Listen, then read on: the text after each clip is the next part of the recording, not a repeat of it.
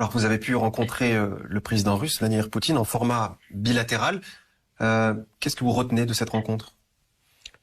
En format bilatéral, il s'agissait de discuter de nos problèmes particuliers, notamment des questions de sécurité, défense, mais aussi des questions économiques parce que ça va ensemble. L'économie, le développement, les infrastructures, ça va ensemble avec la question sécurité. Donc c'est en gros ces volets qu'on a évoqués. Quelques résultats concrets dont vous pouvez nous parler? Le résultat concret, c'est que le plus urgent pour nous, c'est la question d'équipement militaire. Donc c'est sur ça que nous sommes. Donc dans les jours à venir, on espère pouvoir commencer les opérations. Voilà. D'accord. D'acquisition et tout.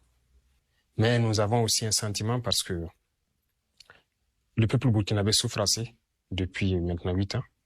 Les gens meurent tous les jours. Mais depuis notre action, on peut vous dire que nous sommes beaucoup déçus aussi du comportement de certaines personnes. Et ce qui nous donne un sentiment un peu mitigé en fait. Voilà. En termes d'équipement, voilà, on n'arrive pas... Certains pays nous ont carrément fermés et nous ont bloqués et tout. Donc c'est un sentiment quand même de désolation et de voir que de l'autre côté, on donne assez d'équipements qui malheureusement se retrouvent sur nos terrains. Alors, déçu de la part de certains de vos partenaires ou anciens partenaires? Oui, certains de nos anciens partenaires, il faut le dire clairement. Nous sommes beaucoup déçus qu'on ne puisse pas nous donner ne serait-ce qu'une cartouche et qu'on peut soutenir d'autres États qui se battent aussi pour la souveraineté. Pourquoi nous, on ne peut pas nous soutenir?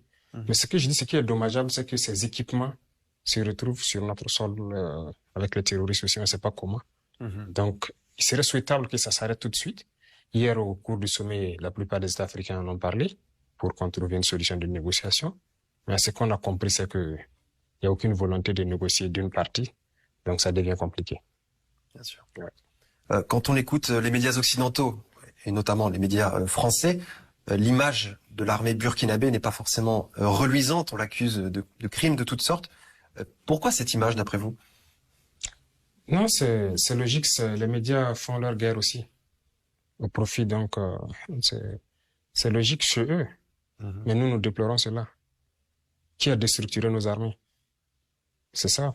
On a dénoncé le fait d'avoir imposé aux États le programme d'ajustement structurel. Le budget des armées ont été carrément réduit à zéro. Ouais. On a tout perdu, en fait. On n'avait plus d'armée. Ils ont préparé 2 décennies plus tard, donc, ces événements qu'on vit aujourd'hui. Mais le terrorisme est là et c'est les mêmes qui chantent qu'on n'a pas d'armée. Mais pendant ce temps, ils étaient où? Donc aujourd'hui, nous voulons reconstruire une armée pour faire face. On est dans cette phase. On reconnaît que c'était un peu compliqué parce que c'était désorganisé, mais nous savons ce que nous faisons et on peut dire qu'on est en train de monter en puissance parce que le fait de s'organiser déjà, avoir des unités organiques, pouvoir faire face à la menace grandissante, je pense que c'est bien. Le reste, ils peuvent raconter ce qu'ils veulent. Parce que c'est une guerre aussi de communication. Quand les terroristes attaquent, il n'y a pas de problème. Hein? On n'en parle pas trop. Mais quand nous, on a des victoires, subitement, on entend du tout, des droits de l'homme et tout. C'est leur guerre à eux. Alors justement, cette guerre de communication, quel impact a-t-elle sur l'opinion publique burkinabé, sur la population? Je pense que la population, la majorité, la masse populaire, comme je dis, peut comprendre facilement. Parce que eux, ils souffrent beaucoup de ça. Mais il faut reconnaître aussi que la colonisation a beaucoup d'effets. Il y a beaucoup de gens aussi chez nous, que nous appelons des valets locaux, qui aussi se retrouvent souvent sur les ondes même de ces médias occidentaux-là, pour dénigrer leurs propres forces armées, pour dénigrer leurs propres combattants. C'est déplorable, mais c'est des Burkinabés qui le font. Donc il y a un gros travail que nous devons faire pour changer un peu les mentalités. Voilà, ces mentalités coloniales qui existent toujours chez certains, qui sont prêts toujours à servir donc le maître, se comportent en esclave. Ça fait partie. En interne, au sein même du pays? Bien sûr, bien sûr. Il y en a au sein du pays qui appellent donc sur les médias occidentaux. Même certains reporters qui travaillent pour eux, bien qu'africains, savent bien ce qui se passe, mais ils racontent ce qu'ils veulent. Hein. C'est déplorable. Alors justement, en parlant de cette guerre de communication, de ce paysage médiatique, comment jugez-vous l'arrivée de médias russes, par exemple, en Afrique, qui donnent un point de vue alternatif? L'arrivée des médias russes, nous voulons des médias qui vont sortir la vérité de ce qui se passe. Alors, quand des gens, par exemple, nous traitent de de ne pas respecter les droits de l'homme. Je pense que le militaire, la première chose qu'il défend, c'est le droit à la vie. Parce qu'il se sacrifie pour permettre aux civils de vivre. Lorsque on sait qu'il y a la mort quelque part, le militaire y va. Il n'y a pas quelqu'un qui respecte mieux que les forces combattantes le droit à la vie. Donc, c'est le premier droit. Mais si les médias russes font sortir la vérité de cette guerre, ils sont les bienvenus. Ceux qui veulent mentir sur cette guerre, on ne va pas bien sûr s'entendre. Parce que l'objectif pour certains, c'est d'intoxiquer nos populations à se retourner contre nous. Et pour pouvoir, atteindre leurs objectifs clandestins. Donc, nous n'allons pas permettre cela. Et vous ne le permettez pas. Il y a des chaînes et des stations de radio qui arrêtent d'être émises. Bien sûr, et ça va continuer tant qu'un média ne va pas se mettre dans le sens de la vérité. C'est pas seulement les médias occidentaux, même les médias nationaux. Je sais que certains seront censurés s'ils continuent dans une certaine lancée. C'est comme ça. Eux aussi le font. En Europe, lorsque quelque chose ne va pas avec leur assentiment, ils sanctionnent les médias, ils ferment les médias. Je pense que vous-même, vos médias sont fermés là-bas, c'est ça? Tout à fait. Voilà. Ils font leur propagande, mais on ne va pas permettre qu'on vienne faire la propagande chez nous. Donc, notre population a droit à l'information juste et on va passer ce que nous devons passer. D'accord. Alors, de façon plus concrète maintenant, est-ce que vous pouvez nous parler de la situation sécuritaire sur le terrain? Vous êtes un militaire, vous êtes un homme de terrain, justement. Alors, quelle est-elle aujourd'hui? La situation sécuritaire, elle est, comment je vais dire, on la contient. Parce que n'oubliez pas quelque chose, à un moment donné, certes, on a un ascendant terrible sur l'ennemi. L'ennemi se rééquipe, on ne sait pas comment. Actuellement, nous rencontrons un certain type d'armement, un certain type de munitions. Voilà, on se demande d'où ça vient. Mais c'est ce que je dis, c'est déplorable peut-être que ça fuite de certaines zones de conflit jusqu'à chez nous. Et quelles sont vos relations actuelles avec les pays voisins qui souffrent des mêmes problèmes que le vôtre? Donc, les relations avec les pays voisins, avec la plupart, ça se passe plus ou moins bien. Avec le Mali, où on a la plus grande frontière, 1000 et quelques kilomètres, ça se passe très bien. Parce que on interopère. Il y a une communication. Oui, une très bonne communication. On rentre au Mali, les Maliens rentrent chez nous, il n'y a pas de problème. Avec le Niger aussi, on a connu des difficultés, il faut le dire. On espère que ça sera surtout en ce moment, oui. Oui, actuellement, avec la situation qui prévaut, tout est un peu flou. Mais on espère pouvoir reprendre rapidement les opérations là-bas parce qu'on a aussi une grande frontière. Mais avec les pays au sud aussi, il n'y a pas de problème, on opère. Oui. Alors, vous avez parlé de la reconstruction de votre armée. Est-ce que vous avez des besoins spécifiques en équipement aujourd'hui? Bien sûr, on a des besoins spécifiques parce qu'il faut la moderniser, l'armée. Ça ne peut pas rester... La guerre doit nous réveiller, en fait. Voilà, on ne doit pas prendre ça pour s'apitoyer sur nous-mêmes. On doit prendre ça comme une mesure qui doit nous booster. Voilà, donc quand on regarde l'intensité, on apprend de nos échecs parce que c'est pas tous les jours qu'on gagne. Lorsqu'on perd, il faut faire rapidement un retour d'expérience. Qu'est-ce qui n'a pas marché? Qu'est-ce que l'ennemi a utilisé, ainsi de suite. Mais il faut s'équiper. Et je pense que c'est de ça qu'on discute avec la partie russe.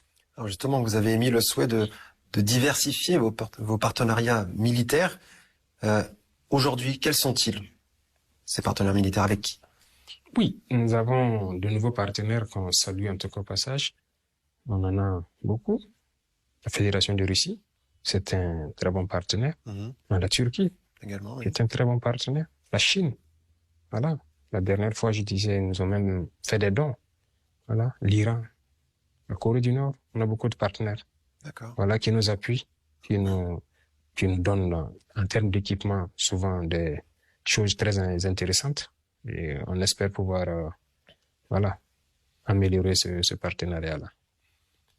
Par exemple, est-ce que la composante aérienne est importante pour vous? Très importante.